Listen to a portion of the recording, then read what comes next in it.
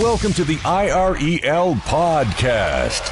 Are you sick and tired of real estate gurus pitching their next pre-construction deal only to find out years later they were completely wrong? Worried the next overseas conference you spend thousands to attend will only be used to sell overpriced lots in deserted developments?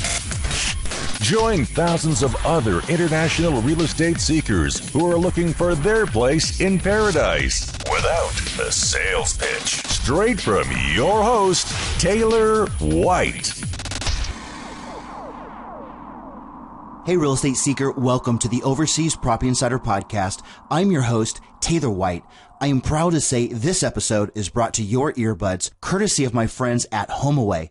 If you're a homeowner or property manager and want to put your vacation rental in front of over 62 million travelers each month and earn incredible returns of up to $56,000 per year, then you must list it on the #1 vacation rental marketplace. Head on over to irelpodcast.com/rental to get started.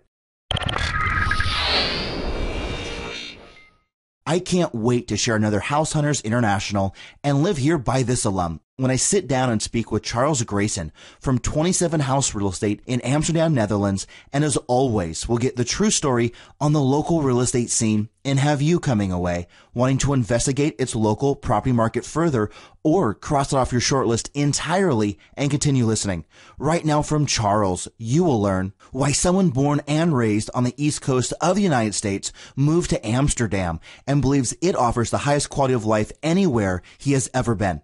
Reveals the best opportunities for buyers are to buy to rent out, either short-term or long-term. Just don't forget about getting your short stay license. Exposes what his clients are doing to get the needed capital to buy today, now that getting local financing is almost non-existent, and much more. And don't forget, if you're listening to this podcast and want to grab Charles's contact details, links on buying or selling Amsterdam real estate, or any other show notes, head on over to irelpodcast.com/45. Grab a nice hot cup of joe, be careful with the local coffee joints, and get ready for Charles's insights. In case you can't tell, I'm excited. Let's get Charles on the phone. What's going on, Charles? It's Taylor White. I'm excited to have you on the podcast today, straight from Amsterdam in the Netherlands, so we can get to know you personally. Tell us more about yourself and where your stomping grounds were before you ended up in Amsterdam. Hi, Taylor. Thanks for having me on the show. I've been living in Amsterdam since 2003, and I'm looking forward to sharing what I know about Dutch real estate. As for my prior stomping grounds, I was born and raised in Connecticut, and I went to Tufts University outside Boston, Massachusetts, and I graduated with degrees in both economics and social psychology. I also went on to earn my master's degree in education. I lived in Washington, D.C. for 11 years before moving to the Netherlands. I have a 5-year-old son and twin daughters who are 2.5, so it's been an incredibly busy past few years, but it's finally getting easier now that they're continuing to grow.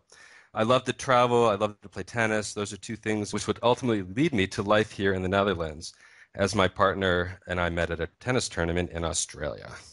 Wow. And then, Charles, I have to ask, we're in March. You're in Amsterdam. What's the weather like today? You know, it's actually blue skies. It's not raining, so I'm in a good mood. And then talk to me about the temperature. Is it kind of cold? Is it kind of hot? Well, it's all relative. It's always pretty cool here until the summer. It's if you look in Fahrenheit, it's in the low 50s right now. But that's very nice for this time of year, right? I used to live in D.C., so it's quite cold if you compare it to that. But for here, it's fantastic. I'm loving it. Awesome, Charles. And so we can get a better idea of you professionally. Give us your brief resume leading up to 27 House Real Estate.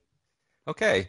Well, while living and working in Washington, D.C., primarily as a corporate trainer, I was also busy fixing, buying, and selling properties. During this time, I also took my real estate classes and licensing exams, and I was actually close to leaving a secure corporate job and moving into real estate full-time before my life took a major twist and I ended up in Amsterdam. Once in Amsterdam, I was obligated to take 15 months of inburgeringscourses, which are literally integration classes. Wow. And they're Dutch classes that were required for me to take in order for me to get my residency papers and my work permit. So during this time, I went to work as an intern with an Amsterdam real estate agency to learn more about real estate in the Netherlands, including the local markets as well as the laws, rules, regulations, procedures, etc., and how they differed from the U.S. And once I graduated from my Dutch language and integration courses, I went to work at a local real estate company that specialized in rental properties for expats. And I started up their buying and selling department. And after 3 successful years and many satisfied clients, I turned down an offer to become a part owner of that company. And I decided to start my own company, 27 House Real Estate. This was in 2008, just before the world economic crisis hit. But somehow we've managed not only to survive, but also to grow during these challenging years.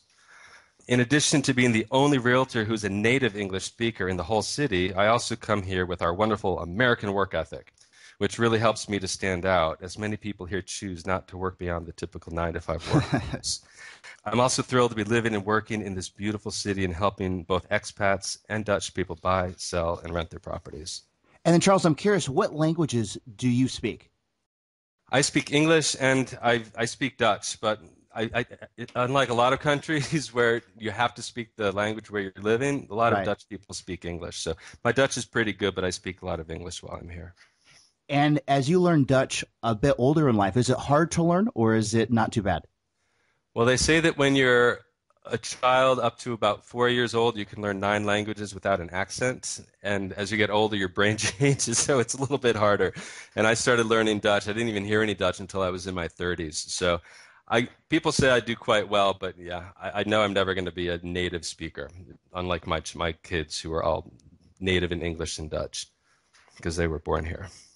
Well, Charles, why don't we delve deeper into Netherlands now as a whole, and then why you chose Amsterdam in particular versus other popular locations? Okay. Well, as I moved to Netherlands not for work, but for love, I didn't have much choice as to which city I would live in, as my partner was already living and working in Amsterdam with a successful dental practice. So Amsterdam it was. But boy, was I lucky. It could have been someplace awful, but Amsterdam is truly a wonderful and beautiful city, which is consistently rated one of the top cities in the world in which to live. It is also close to many other popular cities, so traveling is really easy. In fact, you can drive about 2 hours in any direction, and there you are in another country. Most of the properties here are hundreds of years old with tons of character and lots of history, so my job is always interesting. So, Charles, give us a geography lesson. We're looking at a map of Europe. We see the Netherlands. Where's Amsterdam? Amsterdam is a little bit south and east of England, and it's north and east of France. It's a little bit west of Germany, north and west of Germany. And then, of course, you can drive and take the transportation everywhere, right? Absolutely. Actually, if you're in the Netherlands, if you're in Amsterdam in particular, they do everything they can to discourage driving. So they'd rather have you walking, biking, taking the local transportation such as subways and trams. And But there's you can lots drive to other of countries. bicycles too, right? There are more bicycles than people here, is what I've been told. That's awesome. One thing I know that stands out that I remember is always seeing people on bikes in Amsterdam, always on bikes. It's just so hard to park here, and the streets are narrow. So even if you do have if you're fortunate enough to have a parking permit for your car, it's just really hard to, when you drive somewhere, to park somewhere else in the city. So most people are on a bike. It's just much easier to get around. You don't have to worry about finding parking. Okay, Charles, we have gotten to know you both personally and professionally, reasons why you chose the Netherlands and why Amsterdam speaks to you. But get ready, because now it's time for us to pick your brain on the local real estate scene and to get the juices flowing. We're going to do a quick round of what I like to call the real estate hot seat. We'll ask you 5 rapid fire questions and you give me an answer in 15 seconds or less each. Charles, are you ready for the Amsterdam hot seat? You bet. Let's go for it. Or as they say in Dutch, doe maar. What currency is local real estate priced in? Well, that's an easy one. All real estate here is priced in euros, which is the local currency. Is owning property as a foreigner legal? Absolutely. Foreigners may certainly buy property here, and in many cases, it's actually more attractive than renting. as monthly rental prices are often higher than mortgage payments. In addition, like the US, if you have a mortgage, the mortgage interest you pay is tax deductible, which makes it even more interesting to be a homeowner, no pun intended. And can property be titled? Yes. When you buy a property here, the purchase is recorded at the local land registry and a title deed is provided to the new owner. Of course, before this occurs, the mediating notary's office is required to conduct a title search at the local land registry to ensure that the property is free and clear of all encumbrances. I should also point out that in a majority of cases here, properties have a city erfpacht. That's a Dutch word for land lease. This means that while you're able to buy a building or an apartment, and you'll receive a title and the exclusive rights to use this object, the city will actually own the land. Unlike some places, such as the UK, where a land lease only lasts for a fixed period, such as 99 years, and then the ownership reverts back to the city, in Amsterdam, a buyer retains ownership indefinitely. The only thing that changes is the annual lease amount. And it gets a little complicated, so we won't go into all the details. But it's good to know that the annual lease amount is usually well under 1,000 euros a year, and it's a tax deduction. So again, the majority of properties in Amsterdam do have land lease, but there are neighborhoods where it's less common, so you can also own the land. Can money flow in and out of the Netherlands easily, or are there currency restrictions? Yes, money can flow in and out of the Netherlands without restrictions. That said, you are not able to show up at closing time with a suitcase full of cash to finalize the purchase. The notary's office will want to know and ensure that the money is traceable and legal, so it will need to come via a bank transfer. And you'll also need your passport.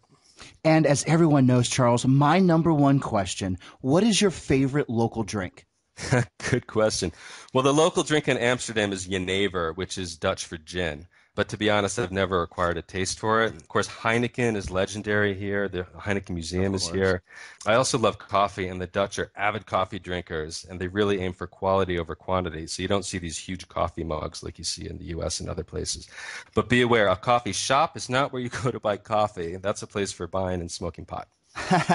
And then, Charles, if you don't mind, I'm going to throw you back on the hot seat for question 6, as I know that you said that you're from Washington, D.C., which is not exactly a cheap place to live. Can you compare the cost of living for you back in Washington versus where you are now? Ooh, good question. A lot of the houses are actually fairly similar. I lived on Capitol Hill, so you have a lot of row houses, so you don't have a lot of freestanding houses here or there, at least in that neighborhood.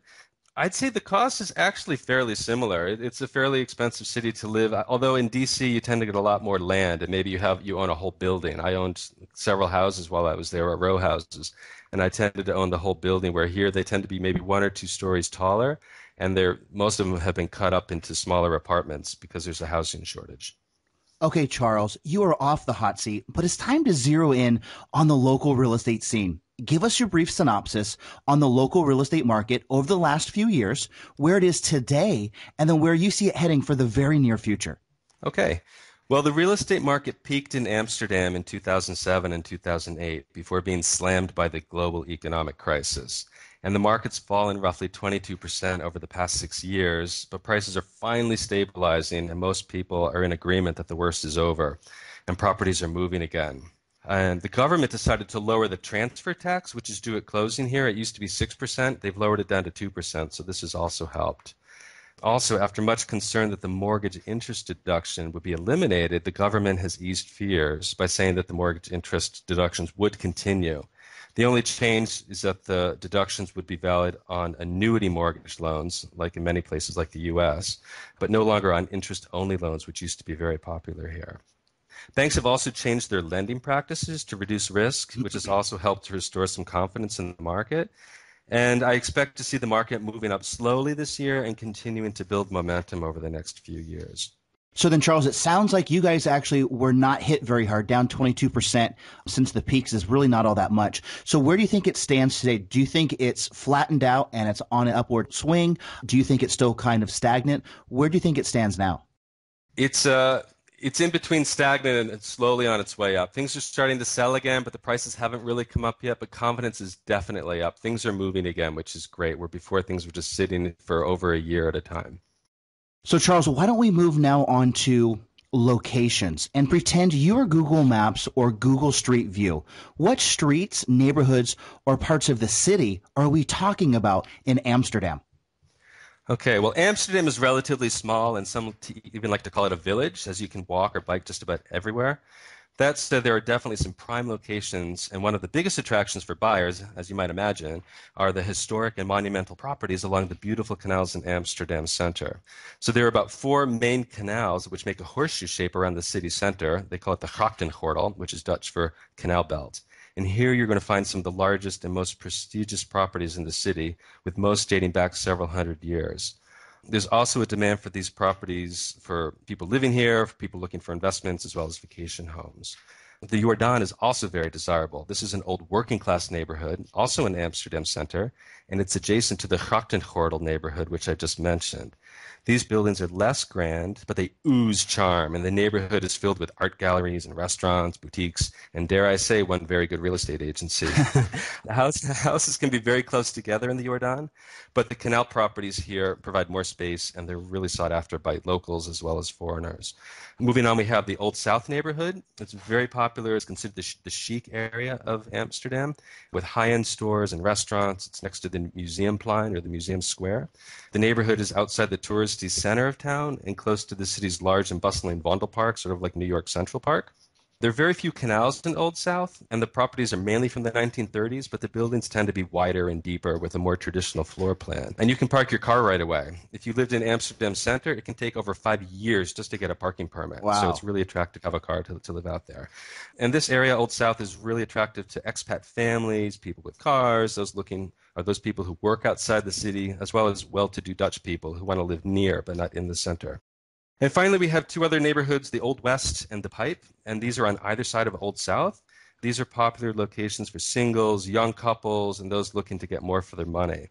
These areas are both just steps outside the center of Amsterdam, and they feature a good mix of people and amenities, and they're popular for people living here full-time versus people looking for a second home or a pied-à-terre. And then, Charles, do you consider Amsterdam a very large city, or do you think it's kind of small? It's about 750,000 people. Very large. Most tourists who come here, they stay to the center or the neighborhoods I just mentioned, well inside the ring or the highway that goes around the city. But that number that I mentioned includes a lot of neighborhoods that tourists would never go to outside the city. And there you have a lot of social housing and places that you'd never go to. Right. And then, Charles, before we move on to example properties, I know that you have children, and you mentioned a few times in there about where couples go that have kids. What do you do as far as schooling for kids there? Do you do public schools? Do you do private schools? Do you do homeschooling, that kind of thing? I know people that do all of the above, well, one of Yeah. each of the above. People here, most people send their kids, if they're staying here long term, to the local Dutch schools, and they're actually very good. There are people that aren't sure how long they're going to be here, and they choose to send their kids to an international school, which would be the equivalent of a private school, but it's subsidized, so it's not as expensive as a lot of private schools in the U.S. And I do know some people that choose to homeschool, but it's not as popular as in the U.S.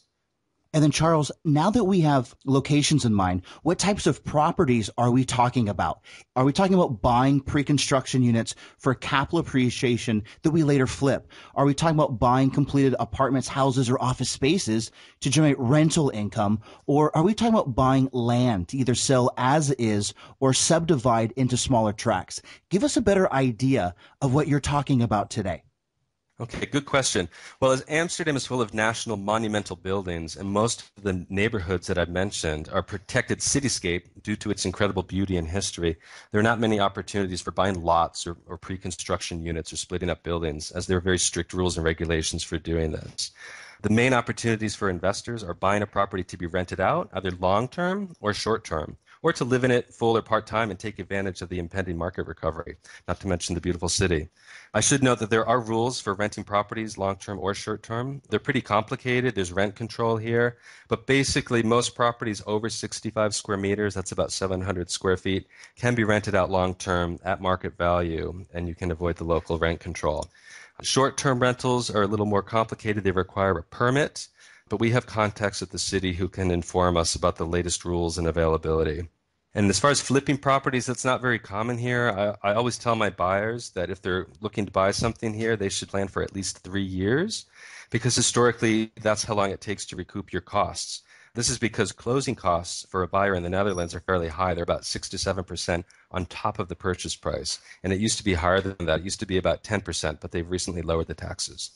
And then, Charles, as a follow-up, I know that you said that you used to buy and sell real estate in Washington, D.C. Do you do the same thing there? I do. I actually have a rental property. I own a whole building that I live in now, and the top 2 floors I rent out. I have a short stay license or a permit, so I'm able to rent out to tourists for the night, an average of 4, 5, 6 nights, sometimes longer.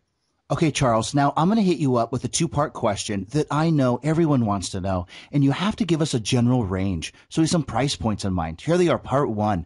What would be the price range of what we're talking about? Maybe give us a starting price point at the low end to a final price point at the high end. And just to clarify, I'm talking about total purchase price. Okay, well, on the low end, you're looking at least 200,000 euros, and this would be for a studio or a very small one-bedroom that you could live in, but you probably have a lot of trouble renting it out officially because you wouldn't have enough points for that whole rent control that I mentioned before.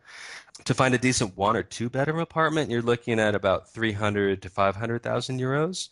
But if you want to be on a canal or have a garden or a roof terrace or other luxurious features, that price can easily go up to and over 1 million euros.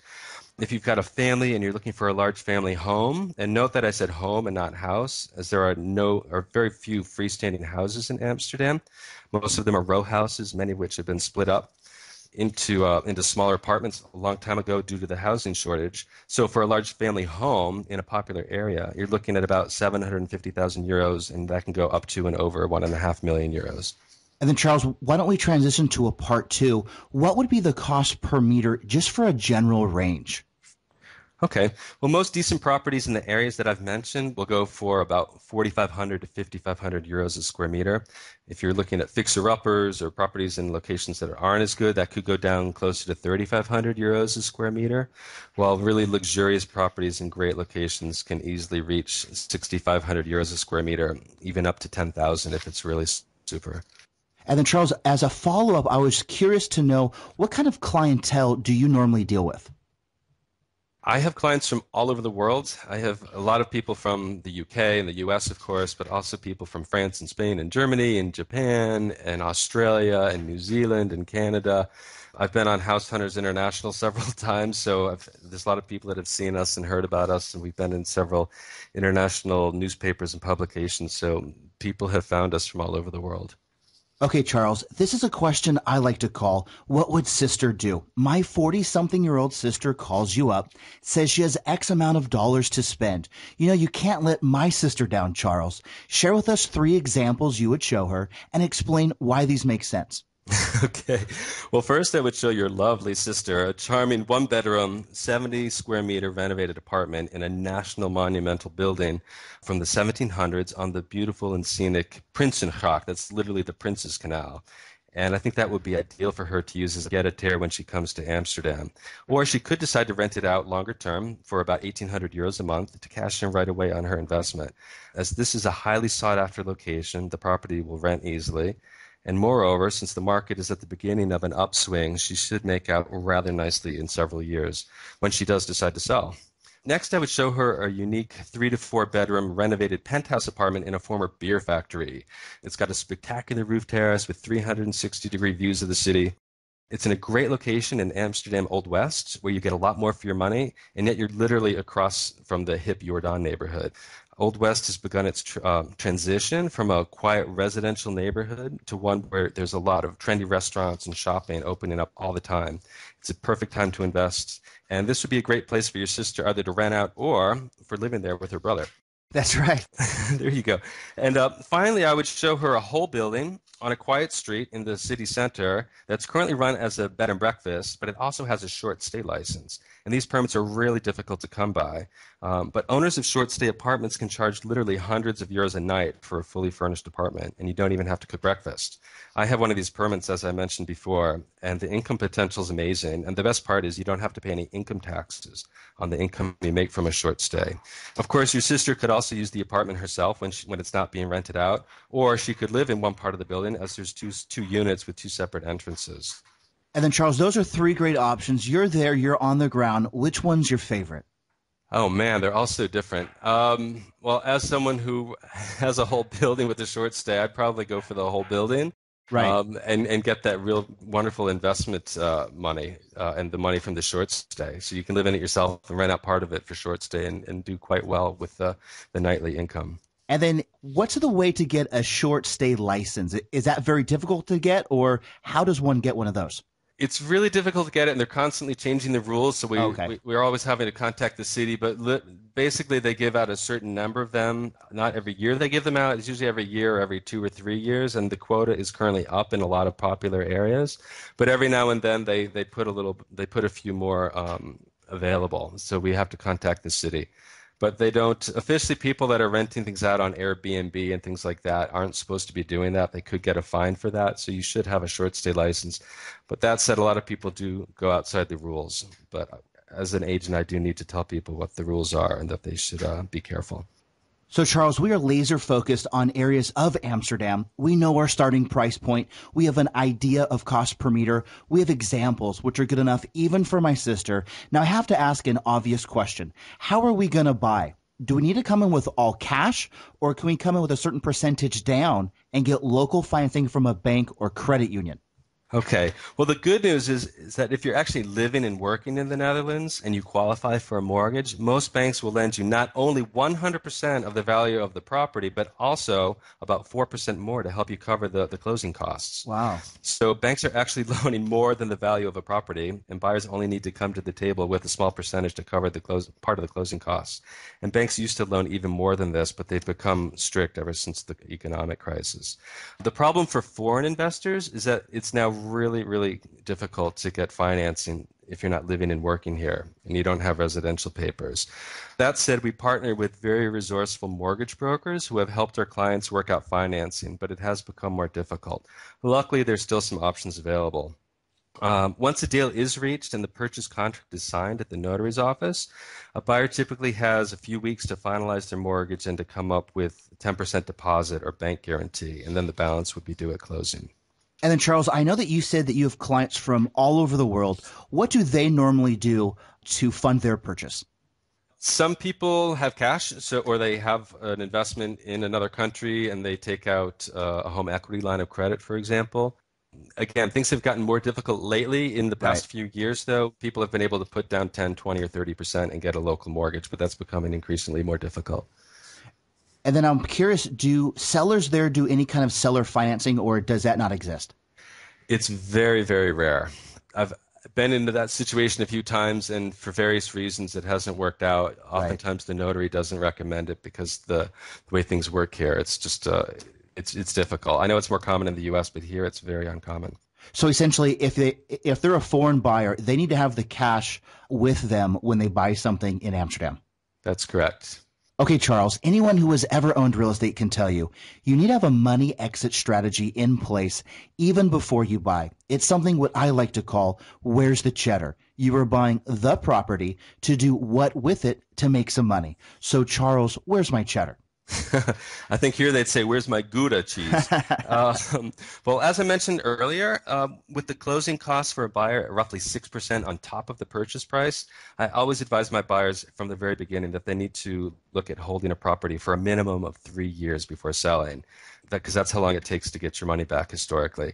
That said, there's a strong demand for rental properties here. So when we do have clients that are living here and they own something and they want to leave the Netherlands, we often suggest that they rent their property out and continue to pay down their mortgage and then consider selling when the market is better or when they built up more equity. But overall, the Netherlands is a really popular city with incredibly nice and tolerant people who speak English, and Amsterdam is home to a growing number of international companies. So the market's always going to be moving. There is a shortage of housing, so good properties will continue to sell. And if buyers make smart decisions and choose the right properties to invest in and pay the right price, then the cheddar will be waiting for them. And that's part of my job to ensure it is. Hey, Charles, I wanted to ask you, I know that you're from the States. What's your favorite part about living there right now? Favorite part of living here? Yeah. I like to get away from all the politics that's going on in the U.S., but I do miss my friends and family, of course. But I have to say the quality of life in the Netherlands is wonderful. People here, they worked in order to live. They'd rather enjoy their lives while they're younger and maybe take a day off, and they have 6 weeks vacation, where in the U.S. a lot of people seem to work to live, and that's part of their life and their identity. So I'm sort of enjoying having more time to spend with my family and not feeling like I'm not working hard enough, even though I do like to work harder than most people here. Love it, Charles. I wanted to thank you for taking the time to share with us about Amsterdam real estate. We have heard about your journey, why you chose the Netherlands, exact areas to focus on, price points to look out for, examples, good enough even for my sister, a money strategy to purchase, and then what we might do with it after the fact to make some cheddar. Unfortunately, it's time to say goodbye. But before we do, share with us easy ways to get a hold of you, any parting advice you might want to share, and then let's say goodbye. Okay, great. Well, our website is www.27house.nl. That's 27house.nl. NL is for the Netherlands. Our email is info@27house.nl. Our office phone number is country code 3120-428-0721.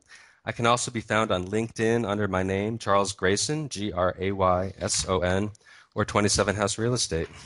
Awesome, Charles. I have really enjoyed this conversation straight from Amsterdam in the Netherlands to our earbuds, and I hope we can catch up again in 3 to 6 months. Sounds good. Thanks, Taylor. And I really enjoyed speaking with you and being able to share a little bit about real estate in Amsterdam. Remember that if you're looking to buy, sell, or rent property in Amsterdam, we will help you make all the right moves. Looking forward to talking to you again. And as we say in Dutch, dankjewel and tot ziens. Thank you and goodbye. I want to thank Charles once again for taking us the first time to the Netherlands and exposing why Amsterdam is regarded as one of the top cities in the world to live in terms of quality of life. Charles was another House Hunters International and Live Here by This alum, and I can't wait to get him back on the show again soon with more specific Netherlands real estate investments he believes you need to hear about right now. If you're listening to this podcast and want to grab Charles's contact details, links on buying or selling Amsterdam real estate, or any other show notes, head on over to irelpodcast.com/45. Are you a real estate agent like Charles with an amazing story you want to share? Do you have properties located in the world's most desired hotspots, just waiting for buyers? Well, guess what? I want to help. Whether you're a Brit in Mexico, a Canadian in Costa Rica, or an American in the Netherlands like Charles, I invite you to share it with my eager audience. Head on over to irelpodcast.com/45 to get started, and together we will share your story. You have been listening to the IREL Podcast with Taylor White. Be sure to hit up irelpodcast.com for more. That's irelpodcast.com. Thanks for listening.